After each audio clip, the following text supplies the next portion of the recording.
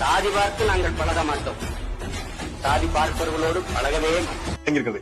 உடையார் சமூகத்திற்கு 7 இடங்களில் நாம் தமிழ்ச்சி வாய்ப்புகளை வழங்கியிருக்கிறது. ஊராளி கவுண்டருக்கு ஒரு இடத்துல வாய்ப்புகளை வழங்கியிருக்கிறது. அதேபோல ஒக்கலிக கவுடா சமூகத்துக்கு ஒரு இடம், கவுண்டர் சமூகத்திற்கு 24 இடங்கள்ல கொங்கு வேளாள கவுண்டர் 24 இடங்கள் வழங்கியிருக்காங்க. அதே போல கல்லர் சமூகத்திற்கு 11 இடங்கள்ல நாம் தமிழ்ச்சி வேட்பாளரை நிறுத்துகிறது. இந்த மாதிரி நிகழ்ச்சி இதுக்கு முன்னாடி நிறைய நடந்திருக்குது.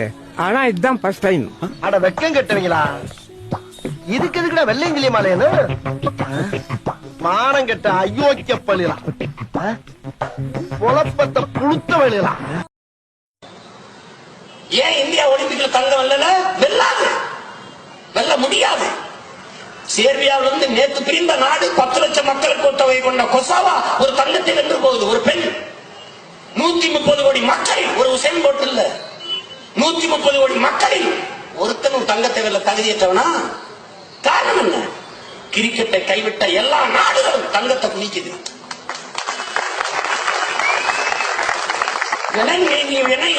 அமெரிக்கா கிரிக்கெட் இல்ல, ரஷ்யா கிரிக்கெட் இல்ல, சீனா கிரிக்கெட் இல்ல, இது 3 தான் முதலிடத்தில் இருக்குது. ஜமைக்கா கிரிக்கெட் இல்ல. கிரிக்கெட்டை வைத்திருக்கிற எல்லா நாடும் வெங்கல வெள்ளிக்கு பங்களிக்குது. இந்திய அணியில நம்மளை சேர்த்துக்க மாட்டாங்க. கிரிக்கெட் சேர்த்துக்கிற வேணாம், தமிழ்நாடு கிரிக்கெட் அணி எடுப்பேன். இந்திய அணியோட தமிழ்நாடு அணிக்கு போக விடுவேன். இப்ப சகோதரர் அஜித் இறங்குனீங்கன்னா இதை விட குற்றம் வரும். என்ன பண்ணலாம்? சில பேர் அஜித்த தலைன்னு இருக்கிறேன், சில தருதலைகள் 8 தாள்ல சுவரொட்டி வல்லூர் கொடுத்துட்டு ஒரு எடுபட்ட பையன் நான் பாக்குறேன். கடவுளே வா காத்திருக்கிறது தமிழ்நாடு சட்டமன்றம். நாங்கெல்லாம் அதை கூட்டி பெருக்கி வாசல்ல முறவாசி செஞ்சு உட்காந்துக்கோண்டா நாய் நாய் அயோக்கிய பேர்களா. என்னை இறுதி போர்க்கட்டத்தில் அழைத்து பாருங்க, என்னை பாதுகாப்பதே அவருக்கு பிரச்சனை.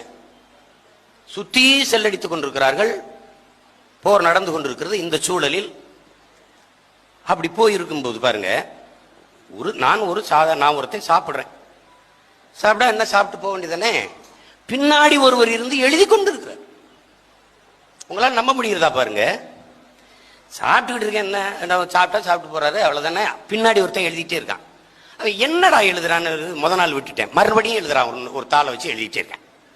இந்த சம்பளை 2 முறை தொட்டார், இந்த கூட்டை நன்றாக சாப்பிட்டார், முழுக்க சாப்பிட்டார், இந்த கறியை ஆள் தொடவே இல்லை, இதை இது சாம்பார் ஊத்தி கொண்டார், இதை தவிர்த்து விட்டார், இதை எழுதிக்கிட்டே இருக்கேன்.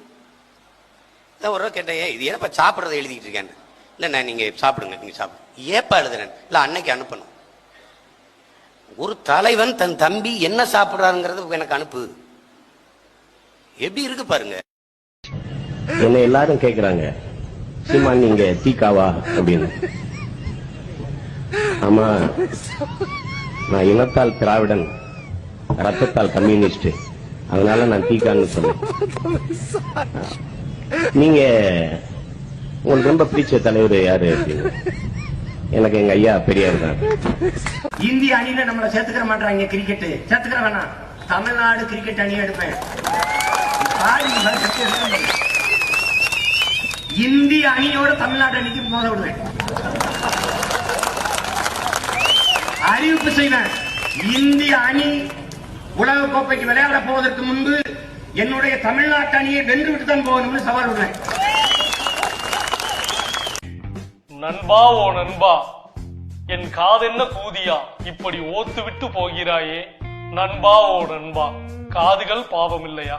எம்ஜிஆர் நமக்கு பண்ண துரோகங்கள்லாம் உங்களுக்கு தெரியுமா? கால கொடுமை அதெல்லாம் சொன்னா கண்ணீர் வரும் உங்களுக்கு. மறைந்த ஐயா எம்ஜிஆர் அவர்கள் சொல்றாரு, என் உடன் பிறந்தார்களே, தூங்காதே தம்பி தூங்காதே. பெரியார் தான் படிக்க வச்சாரா? எம்ஜிஆர் தன்னுடைய சொத்துக்களை கடைசியா காது கேளாதவர், வாய் பேச முடியாத பிள்ளைகளுக்கு ஒரு அறக்கட்டளை எழுதி வச்சு கொடுத்துட்டு போனார். அப்படி பெரியார் அவர் சொத்தை கொடுத்துட்டு போனாரா? அது எங்க ஐயா இருக்கார் பாருங்க, எங்க ஐயா சகா ஐயாவை நான் ஒரு தடவை சந்திக்கும் போது, இந்த குடிமை பணிக்கு பயிற்சி கொடுக்கிற போது அவங்க என்ன சொல்லுவாங்கன்னா, மக்களுக்கு கற்பிச்சிடாத, கற்பிச்சிட்டீங்கன்னா அவன் நம்மள கேள்வி கேட்பான், நம்மகிட்ட பதில் இருக்காது.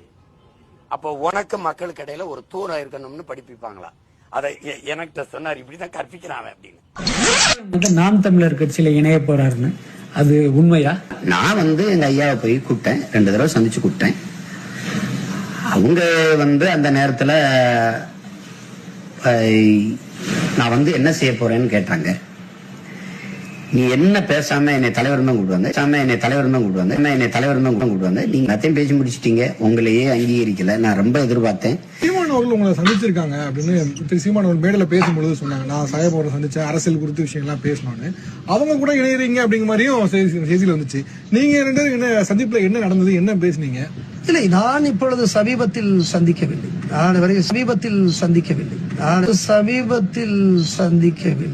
சந்தித்தே ஒரு 4 ஆண்டுகள் இருக்கு. அப்பொழுதெல்லாம் என்னை நிறைய பேர் சந்திப்பார்கள்.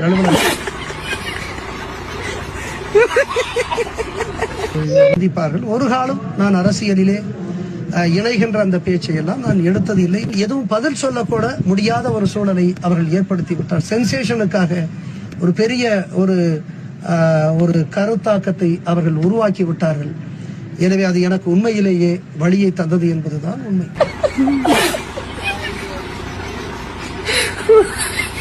$50,000 டன் அரிசி கப்பல், AK-74 துப்பாக்கியில என் படத்தை ஒத்தி வச்சிருந்தா, நான் ஆட்சிக்கு வந்தால் எந்த கடனையும் கட்ட மாட்டேன், மஞ்சள் நோட்டீஸ் கொடுத்துருவேன். இது போன்ற கதைகளை சொல்லும் தலைவர் யாராவது இருக்கிறார்களா?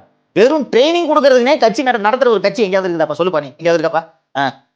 எங்கேயாவது இருக்கா? வென்றால் மகிழ்ச்சி, தோற்றால் பயிற்சி. வெறும் பயிற்சியை 18 வருஷமா கொடுத்துட்டு இருக்காங்க. ஒருத்தர் இருக்கானாங்க உங்களுக்கு கதை சொல்ல ஒருத்தர் சொல்லு. அதனாலதான் நீதிமன்றம் சொல்லுது. அதனால இந்த ரொம்ப சீரியஸா இருக்கு. சரி சார், அப்ப தகவல்களுக்கு தேவையில்லாத கருத்துக்கள் நன்றி சார். நாங்க எப்படி வேணா பேசுவோம், அதெல்லாம் நீ கேட்க கூடாது. இடுமாவனம் கருத்து விஜய் எப்படி வேணா பேசுவான், முதல்வர் எப்படி வேணா பேசுவான், அதெல்லாம் நீ கேட்க கூடாது. ஏன்னா அது எங்களுக்கு கருத்துரிமை. இன்னொருத்தம் பண்ணா அவதூறு, எப்படி அவதூறு. ஆனா அண்ணனை கேள்வி கேட்ட அவ்வளவுதான், துரோகி மட்டும்தான். அந்த பட்டம் மட்டும்தான் உனக்கு, கிடையவே கிடையாது, பொட்டவே மாட்டான். இருங்கடா, தேர்தல் வேணா இரு, தமிழ்நாடு மக்கள் இரு, மொத்தமா சேர்த்து கேச போட்டு விடுறோம். நீங்க மொத்தம் 8 கோடி பேர் மாதிரி கேச போட்டு விடுறோம் பாரு. ஆனா மதிச்சிக்கலாம் அந்த எலெக்ஷன்ல. ஒரே ஒரு தொகுதியில் டெபாசிட் கொடுத்துருந்தீங்கன்னா ஆனா சந்தோஷமா இருந்திருப்பாருல்ல. என்னென்னவோ பட்டம் கொடுத்தீங்க விஜயனுக்கு. உங்களுக்கு ஒரே ஒரு பட்டம் தான், டெபாசிட் காலி அப்படிங்கிற ஒரு பட்டத்தை கொடுத்துட்டாங்க, சைபர் அப்படிங்கிற ஒரு பட்டத்தை கொடுத்துட்டாங்க. அது மட்டும்தான் கொஞ்சம் மனசு கஷ்டமா இருக்குது. சரத்குமார் எனக்கு தனிப்பட்ட முறையில் ரொம்ப நெருக்கமான நண்பர். அவர் நடிகராக இருக்கும்போது அவர் குறித்து நான் ஒரு தொடர் எழுதுனேன் ஒரு பத்திரிகையில். அதனால கிட்டத்தட்ட ஒரு 2 வருஷம் நினைக்கிறேன் அவர் கூடவே நான் டிராவல் பண்ணுறேன். அந்த மாதிரியான காலகட்டத்தில் சீமான் சரத்குமாரை தேடி வந்து உட்காந்துருப்பாரு. ஏன் முன்னால்தான் உட்காருவார், பேசுவாங்க. எதுக்கு வருவார் அப்படின்னா, நம்ம 2 பேரும் சேர்ந்து ஒரு நாடார் கட்சி ஆரம்பிக்கணும், இதுதான் சீமானுடைய நோக்கம். நீங்க தலைவராக இருங்க, நான் செயலாளர் அப்படின்னு சீமான் அவர்கிட்ட கேட்பாரு. எல்லாம் பேசுவாங்க.